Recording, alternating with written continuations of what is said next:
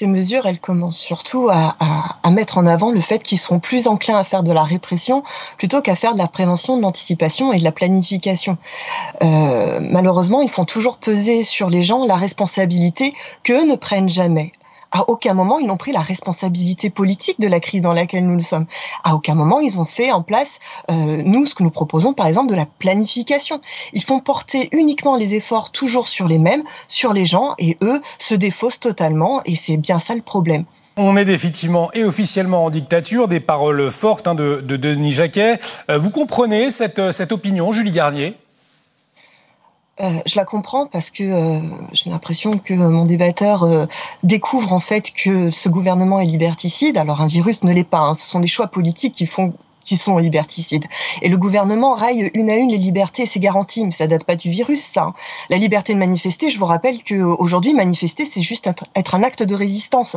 C'est ça aussi des mesures liberticides, et ça date pas d'hier, ça date pas du virus. Il y a aussi la liberté d'informer qui est aussi mise à mal dans ce pays. Il y a la liberté aussi de se syndiquer qui est mise à mal. Il y a aussi le délit de solidarité qui existe maintenant avec Emmanuel Macron. Donc je veux dire, des mesures liberticides, il y en a énormément. Et je crois que ça fait un moment qu'il aurait fallu s'inquiéter là-dessus. Et je suis un petit peu désolée de voir que ce constat n'arrive que maintenant. Non, ça fait un moment qu'il faut s'inquiéter des libertés qui sont en recul dans ce pays, c'est bien évidemment. Et je crois qu'il faut interroger sincèrement les mesures qui sont prises, parce qu'effectivement, elles ne vont pas dans le sens de la démocratie, c'est une évidence, et ça fait des années que ça dure.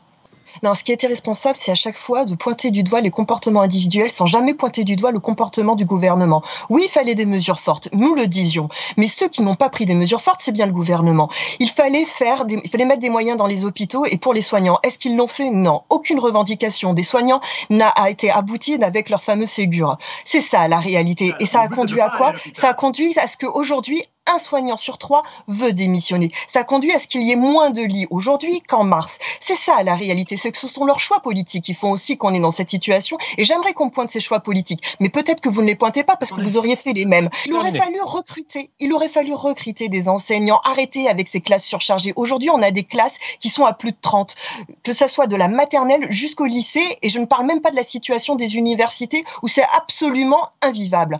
C'est ça aussi qu'il faut pointer, c'est que comment vous pouvez me dire que dans une classe où ils sont 31 en maternelle, on peut maintenir un protocole sanitaire. Tout simplement, on ne peut pas. Et ça, il ne faut pas le nier. Ce sont des choix politiques aussi qui ont été faits. Quand dans le travail, vous n'imposez pas le télétravail, quand vous faites en sorte que dans les transports en commun, on se retrouve absolument dans des endroits où on se retrouve à 10 cm les bouches des uns des autres. C'est ça la réalité des gens. Et il n'y a pas de télétravail qui a été imposé. Donc cessons à chaque fois de mettre la responsabilité sur les gens et mettons aussi la responsabilité sur ceux qui ne la prennent jamais. Parce que si on en est là, c'est parce qu'il y a eu des choix politiques. Et ces choix politiques, il faut aussi les dénoncer. Nous le faisions d'autres. Nous avions proposé notamment une planification. Aujourd'hui, non, il n'y a pas eu de planification. C'est pour ça que nous sommes dans une situation d'improvisation totale, qu'il y a une liste d'incohérences aussi longue qu'une liste de courses, et c'est pas normal. Donc c'est trop facile à chaque fois. C'est trop facile de pointer les gens du doigt sans jamais pointer les vrais responsables, qui sont les responsables politiques. On va revenir à cette idée de la solidarité, finalement, qui a été mise en avant hier par le président Emmanuel Macron. Un couvre-feu pour être solidaire et finalement qu'il n'y ait pas de saturation derrière des hôpitaux. Cette solidarité-là, vous en pensez quoi, vous, Julie Garnier ? Qu'elle est hypocrite ? La vraie solidarité, ça serait déjà de rétablir l'ISF. L'ISF, vous savez, c'est pas n'importe quoi, c'est 3 milliards. Vous savez ce qu'on fait avec 3 milliards ? On recrute 60 000 soignants. C'est pas mal de recruter 60 000 soignants, non ? Donc aujourd'hui, ce qu'on constate, c'est qu'à chaque fois, c'est toujours les mêmes qui sont épargnés, à qui on ne demande aucun effort, et l'effort repose sur qui ? Toujours sur les mêmes. Non, il fallait, si vous payez mieux les soignants, vous verrez, il n'y a pas besoin d'attendre 12 ans. Il y en a qui reviendront faire leur métier original. Parce que la vérité, c'est qu'il y a des soignants qui ont démissionné. Parce qu'ils en avaient ras-le-bol d'être mal payés, méprisés, et qui étaient sous l'eau et qui n'en pouvaient plus. Voilà, c'est ça la réalité. Donc payez mieux les gens. Offrez des conditions de travail décentes. Faites en sorte que justement, on est reconnu dans son travail. Ça, c'est pas rien. Et vous verrez que, vous, quand vous êtes entrepreneur, vous savez débaucher dans les autres entreprises. Là, c'est pareil.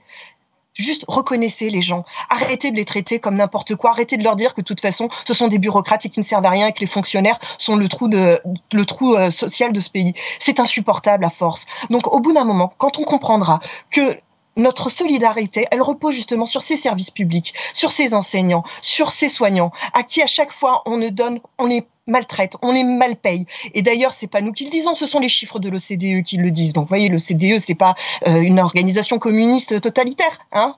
Donc, il me semble que il faut tout simplement faire une vraie solidarité. Et une solidarité qui, justement, met à contribution ceux qui ont le plus. Je vous rappelle quand même que ces 10 dernières années, les milliardaires ont gagné plus de 439%. C'est pas rien.